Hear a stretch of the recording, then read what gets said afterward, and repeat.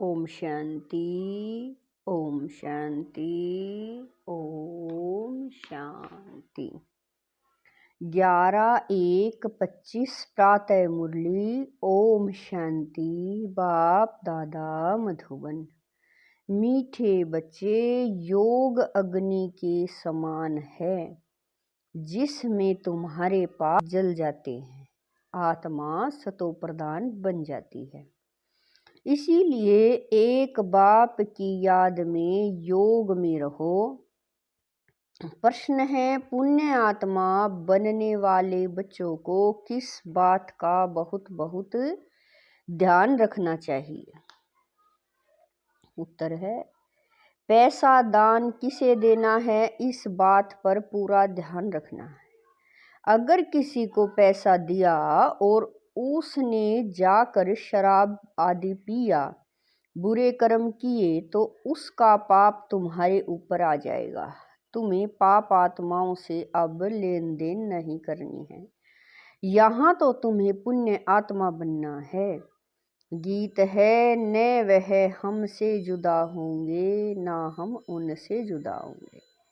ओम शांति। इसको कहा जाता है याद की आग। योग अग्नि माना याद की आग। आग अक्षर क्यों कहा है? क्योंकि इसमें पाप जल जाते हैं। यह सिर्फ तुम बच्चे ही जानते हो कैसे हम तमो प्रधान से सतो प्रधान बनते हैं। सतो प्रधान का अर्थ ही है पुण्य आत्मा और तमो प्रधान का अर्थ ही है पाप आत्मा। कहा भी जाता है यह बहुत पुण्य आत्मा है, यह पाप आत्मा है। इससे सिद्ध होता है आत्मा ही सतो प्रधान बनती है, फिर पुनर्जन्म लेते लेते तमो प्रधान बनती है। इसलिए इनको पाप आत्मा कहा जाता है। पतित पावन बाप को भी इसलिए याद करते हैं कि आकर पावन आत्मा बनाओ। बाबा कह रहे हैं, पतित पावन बाप को भी इसलिए याद करते हैं कि आकर पावन बनाओ। पतित आत्मा किसने बनाया, यह किसी को भी पता नहीं है। तुम जानते हो जब पावन आत्मा थे तो उनको राम राज्य कहा जाता था। अभी पतित आत्माएं हैं, इसलिए इनको रावण राज्य कहा जाता है। भारत ही पावन, भारत ही पतित बनता है। बाप ही आकर भारत को पावन बनाते हैं। बाकी सब आत्माएं पावन बन शांति धाम में चली जाती हैं। अभी है दुख धाम। इतनी सहज बात भी बुद्धि में बैठती नहीं है। जब दिल से समझे तब सच्चा ब्राह्मण बनी। ब्राह्मण बनने बगैर बाप से क्या मिलने सके? बाबा कह रहे हैं, ब्राह्मण बनने बगैर बाप से वर्षा मिल न सके। अब यह है संगम युग का यज्ञ। यज्ञ के लिए तो ब्राह्मण जरूर चाहिए।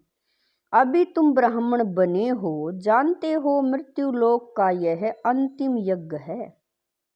मृत्यु लोक में ही यज्ञ होते हैं, अमर लोक में यज्ञ होते नहीं। भक्तों की बुद्धि में यह बातें बैठ न सके। भक्ति बिल्कुल अलग है, ज्ञान अलग है। मनुष्य फिर वेदों शास्त्रों को ही ज्ञान समझ लेते हैं। अगर उनमें ज्ञान होता तो फिर मनुष्य वापस चले जाते, परंतु ड्रामा अनुसार वापस कोई भी जाता नहीं। बाबा ने समझाया है पहले नंबर को ही सतो रजो तमो में आना है, तो दूसरे फिर सिर्फ सतो का पार्ट बजाए वापस कैसे जा सकते? उनको तो फिर तमो प्रधान में आना ही है, पार्ट बजाना ही है। हर एक एक्टर की ताकत अपनी अपनी होती है ना। बड़े बड़े एक्टर्स कितने नामी ग्रामी होते हैं। सबसे मुख्य क्रिएटर, डायरेक्टर और मुख्य एक्टर कौन है? अभी तुम समझते हो। गॉड फादर है मुख्य, पीछे फिर जगत अम्बा, जगत पिता, जगत के मालिक, विश्व के मालिक बनते हैं। इनका पार्ट जरूर ऊंचा है, तो उनकी पे मतलब पगार भी ऊंची होगी। पगार देते हैं बाप जो सबसे ऊंच है। कहते हैं तुम मुझे इतनी मदद करते हो तो तुमको पगार भी जरूर इतनी मिलेगी। बैरिस्टर पढ़ाएंगे तो कहेगा ना, इतना ऊंच पद प्राप्त कराता हूँ तो इस पढ़ाई पर बच्चों को कितना टेंशन देना चाहिए। गृहस्थ में भी रहना है, कर्म योग संन्यास है ना। गृहस्थ व्यवहार में रहते सब कुछ करते हुए बाप से वर्षा पाने का पुरुषार्थ कर सकते हैं। इसमें कोई तकलीफ नहीं है। काम काज करते शिव बाबा की याद में रहना है। नॉलेज तो बड़ी सहज है, गाते भी हैं, हे पतित पावन आओ, आकर हमको पावन बनाओ। पावन दुनिया में तो राजधानी है, तो बाप उस राजधानी का भी लायक बनाते हैं। इस ज्ञान की मुख्य दो सब्जेक्ट हैं, अल्फ और बे। सब दर्शन चक्रधारी बनो और बाप को याद करो तो तुम एवर हेल्दी और वेल्दी बनेंगे। बाप कहते हैं मुझे वहाँ याद करो, घर को भी याद करो। मुझे याद करने से तुम घर चले जाएंगे। सब दर्शन चक्रधारी बनने से तुम चक्रवर्ती राजा बनेंगे। यह बुद्धि में अच्छी रीति रहना चाहिए। इस समय तो सब तमो प्रधान है। सुख धाम में सुख, शांति, संपत्ति सब मिलता है। वहाँ एक धर्म होता है। अभी तो देखो घर घर में अशांति है। स्टूडेंट लोग देखो कितना हंगामा करते हैं, अपना न्यू ब्लड दिखाते हैं। यह है तमो प्रधान दुनिया। सतयुग है नई दुनिया। बाप संगम पर आया हुआ है। महाभारत लड़ाई भी संगम की ही है। अभी यह दुनिया बदलनी है। बाप भी कहते हैं मैं नई दुनिया की स्थापना करने संगम पर आता हूँ। इनको ही पुरुषोत्तम संगम युग कहते हैं। पुरुषोत्तम मास, पुरुषोत्तम सम्मत भी मनाते हैं, परंतु यह पुरुषोत्तम संगम का किसी को पता नहीं है। संगम पर ही बाप आकर तुमको हीरे जैसा बनाते हैं। फिर इनमें भी नंबरवार तो होते ही हैं। हीरे जैसा राजा बन जाते हैं, बाकी सोने जैसी प्रजा बन जाती है। बच्चे ने जन्म लिया और वर्षे का हकदार बना। अभी तुम पावन दुनिया के हकदार बन जाते हो। फिर उसमें उच्च पद पाने के लिए पुरुषार्थ करना है। इस संगम बाबा कह रहे हैं इस समय का तुम्हारा पुरुषार्थ कल्प कल्प का पुरुषार्थ होगा। समझा जाता है यह कल्प कल्प ऐसा ही पुरुषार्थ करेंगे। इनसे जास्ती पुरुषार्थ होगा ही नहीं। जन्म जन्मांतर कल्प कल्पांतर यह यज्ञ में ही आएंगे। बाबा कह रहे हैं जन्म जन्मांतर कल्प कल्पांतर यह प्रजा में ही आएंगे। यह साहूकार प्रजा में दास दासियां बनेंगे। नंबरवार तो होते हैं ना। पढ़ाई के आधार से सब मालूम पड़ जाता है। बाबा झट बता सकते हैं इस हालत में तुम्हारा कल शरीर छूट जाए तो क्या बनेंगे। दिन प्रतिदिन टाइम थोड़ा होता जाता है। अगर कोई शरीर छोड़ेंगे फिर तो पढ़ नहीं सकेंगे। हाँ, थोड़ा सिर्फ बुद्धि में आएगा। शिव बाबा को याद करेंगे। जैसे छोटे बच्चे को भी तुम याद कराते हो तो शिव बाबा कहता रहता है, तो उनका भी कुछ मिल सकता है। छोटा बच्चा तो महात्मा मिसल है, विकारों का पता नहीं, जितना बड़ा होता जाएगा विकारों का असर होता जाएगा, क्रोध होगा, मोह होगा। अभी तुमको तो समझाया जाता है इस दुनिया में इन आंखों से जो कुछ देखते हो उनसे ममत्व मिटा देना है। आत्मा जानती है यह तो सब कब्र दाखिल होने तमो प्रधान चीजें हैं। मनुष्य मरते हैं तो पुरानी चीजें करनी घोर को दे देते हैं। बाप तो फिर बेहद का करनी घोर है, धोबी भी है। तुमसे लेते क्या हैं और देते क्या हैं? तुम तो कुछ थोड़ा धन भी देते हो, वह तो खत्म होना ही है। फिर भी बाप कहते हैं यह धन रखो अपने पास, सिर्फ इनसे ममत्व मिटा दो। हिसाब किताब बाप को देते रहो, फिर डायरेक्शन मिलते रहेंगे। तुम्हारा यह कखपन जो है यूनिवर्सिटी में और हॉस्पिटल में हेल्थ और वेल्थ के लिए लगा देते हैं। हॉस्पिटल होती है बीमार के लिए, यूनिवर्सिटी होती है पढ़ाने के लिए। यह है तो कॉलेज और हॉस्पिटल दोनों इकट्ठी है। इनके लिए तो सिर्फ 3 पैर पृथ्वी के चाहिए, बस जिनके पास और कुछ नहीं है वह सिर्फ 3 पैर जमीन के दे देवें, उसमें क्लास लगा दें। 3 पैर पृथ्वी के वह तो सिर्फ बैठने की जगह हुई ना। आसन 3 पैर का ही होता है। 3 पैर पृथ्वी पर कोई भी आएगा अच्छी रीति समझ कर जाएगा। कोई आया आसन पर बिठाया और बाप का परिचय दिया। बैजेज भी बहुत बनवा रहे हैं सर्विस के लिए। यह है बहुत सिंपल। चित्र भी अच्छे हैं, लिखत भी पूरी है। इनसे तुम्हारी बहुत सर्विस होगी। दिन प्रतिदिन जितनी आफतें आती रहेंगी तो मनुष्यों को भी वैराग्य आएगा और बाप को याद करने लग पड़ेंगे। हम आत्मा अविनाशी हैं, अपने अविनाशी बाप को याद करें। बाप खुद कहते हैं मुझे याद करो तो तुम्हारे जन्म जन्मांतर के पाप उतर जाएं।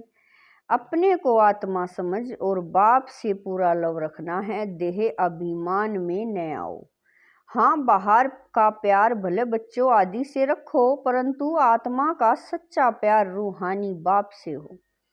उनकी याद से ही विक्रम विनाश होंगे। मित्र संबंधियों बच्चों आदि को देखते हुए भी बुद्धि बाप की याद में लटकी रहे।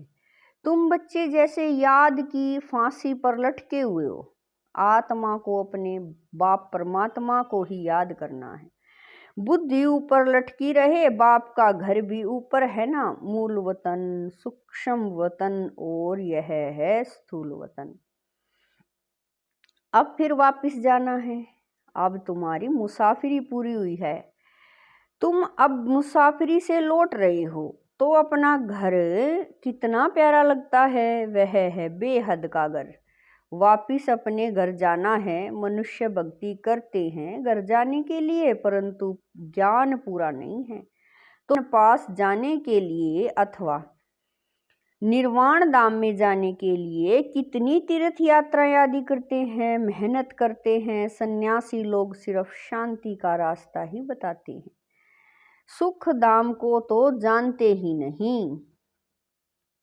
सुख धाम का रास्ता सिर्फ बाप ही बतलाते हैं। पहले जरूर निर्वाण धाम वानप्रस्थ में जाना है, जिसको ब्रह्मांड भी कहते हैं। वह फिर ब्रह्मा को ईश्वर समझ बैठे। हम आत्मा बिंदी हैं, हमारा रहने का स्थान है ब्रह्मांड। तुम्हारी भी पूजा तो होती है ना। अब बिंदी की पूजा क्या करेंगे? जब पूजा करते हैं तो शालिग्राम बनाए एक आत्मा को पूजते हैं। बिंदी की पूजा कैसे हो, इसीलिए बड़े बड़े बनाते हैं। बाप को भी अपना शरीर तो है नहीं। यह बातें अभी तुम जानते हो। चित्रों में भी तुमको बड़ा रूप दिखाना पड़े। बिंदी से कैसे समझाएंगे? यूं बनाना चाहिए स्टार। ऐसे बहुत तिलक भी माताएं लगाती हैं, त्यार मिलते हैं सफेद। आत्मा भी सफेद होती है ना। बाबा कह रही हैं स्टार मिसल, यह भी एक निशानी है।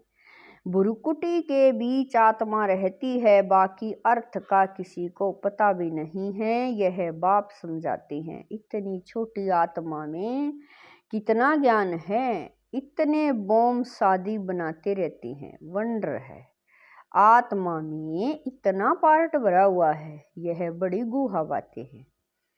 इतनी छोटी आत्मा शरीर से कितना काम करती है। आत्मा अविनाशी है, उनका पार्ट कभी विनाश नहीं होता है, न एक्ट बदलती है। अभी बहुत बड़ा झाड़ है, सतयुग में कितना छोटा झाड़ होता है, पुराना तो होता नहीं। मीठे छोटे झाड़ का कलम अभी लग रहा है। तुम पतित बने थे, अब फिर पावन बन रहे हो। छोटी सी आत्मा में कितना पार्ट है, कुदरत यह है। अविनाशी पार्ट चलता रहता है, यह कभी बंद नहीं होता। अविनाशी चीज है, उसमें अविनाशी पार्ट भरा हुआ है, यह वंडर है ना। बाप समझाते हैं, बच्चे देही अभिमानी बनना है, अपने को आत्मा समझ बाप को याद करो, इसमें है मेहनत। जास्ती पार्ट तुम्हारा है, बाबा का इतना पार्ट नहीं जितना तुम्हारा। बाप कहते हैं तुम स्वर्ग में सुखी बन जाते हो तो मैं विश्राम में बैठ जाता हूँ। हमारा कोई पार्ट नहीं, इस समय इतनी सर्विस करता हूँ ना, यह नॉलेज इतनी वंडरफुल है, तुम्हारे सिवाय जरा भी कोई नहीं जानते। बाप की याद में रहने बगैर धारणा भी नहीं होगी। खान पान आदि का भी फर्क पड़ने से धारणा में फर्क पड़ जाता है। इस समय प्योरिटी बड़ी अच्छी चाहिए। बाप को याद करना बहुत सहज है, बाप को याद करना है और वर्षा पाना है। इसीलिए बाबा ने कहा था तुम अपने पास भी चित्र रख दो, योग का और वर्षे का चित्र बनाओ तो नशा रहेगा। हम ब्राह्मण सो देवता बन रहे हैं, फिर हम देवता सो क्षत्रिय बनेंगे। ब्राह्मण है पुरुषोत्तम संगम युगी, तुम पुरुषोत्तम बनते हो ना। मनुष्यों को यह बातें बुद्धि में बिठाने के लिए कितनी मेहनत करनी पड़ती है। दिन प्रतिदिन जितना नॉलेज को समझते जाते हैं तो खुशी भी बढ़ेगी। तुम बच्चे जानते हो बाबा हमारा बहुत कल्याण करते हैं। कलप कलप हमारी चढ़ती कला होती है, यहाँ रहते शरीर निर्वार्थ भी सब कुछ करना पड़ता है। बुद्धि में रहे हम शिव बाबा के भंडारे से खाते हैं, शिव बाबा को याद करते रहेंगे तो काल कंटक सब दूर हो जाएंगे, फिर यह पुराना शरीर छोड़ चले जाएंगे। बच्चे समझते हैं बाबा कुछ भी लेते नहीं हैं, वह तो दाता है। बाप कहते हैं हमारी श्रीमत पर चलो, तुम्हें पैसे का दान किसे करना है, इस बात पर पूरा ध्यान देना है। अगर किसी को पैसा दिया और उसने जाकर शराब आदि पिया, बुरे काम किए, तो उसका पाप तुम्हारे ऊपर आ जाएगा। पाप आत्माओं से लेन देन करते पाप आत्मा बन जाते हैं। कितना फर्क है, पाप आत्मा से ही लेन देन कर पाप आत्मा बन जाते हैं। यहाँ तो तुमको पुण्य आत्मा बनना है, इसलिए पाप आत्माओं से लेन देन नहीं करनी है।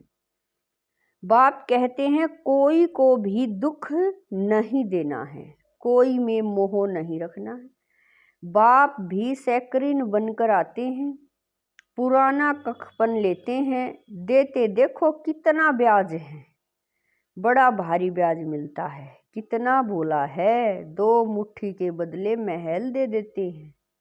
अच्छा, मीठे मीठे शकील दे बच्चों प्रति माता पिता बाप दादा का याद प्यार और गुड मॉर्निंग। रूहानी बाप की रूहानी बच्चों को नमस्ते। हम रूहानी बच्चों की रूहानी माता पिता बाप दादा को दिलवा जान शिकवा प्रेम से याद प्यार गुड मॉर्निंग नमस्ते ओम शांति। मेरे बाबा मीठे बाबा प्यारे बाबा लाख लाख शुक्रिया मेरे बाबा। धारणा के लिए मुख्य सार है नंबर 1, अब मुसाफिरी पूरी हुई, वापिस घर जाना है, इसीलिए इस पुरानी दुनिया से बेहद का वैराग्य रख। बुद्धि योग बाप की याद में ऊपर लटकाना है। नंबर 2, संगम युग पर बाप ने जो यज्ञ रचा है, इस यज्ञ की संभाल करने के लिए सच्चा पवित्र ब्राह्मण बनना है। काम काज करते बाप की याद में रहना है। वरदान है आदि रतन की स्मृति से अपने जीवन का मूल्य जानने वाले सदा समर्थ भव। वरदान है आदि रतन की स्मृति से अपने जीवन का मूल्य जानने वाले सदा समर्थ भव। जैसे ब्रह्मा आदि देव है, ऐसे ब्रह्मा कुमार कुमारियां भी आदि रतन हैं। आदि देव के बच्चे मास्टर आदि देव हैं। आदि रतन समझने से ही अपने जीवन के मूल्य को जान सकेंगे। आदि रतन अर्थात प्रभु के रतन, ईश्वरीय रतन तो कितनी वैल्यू हो गई।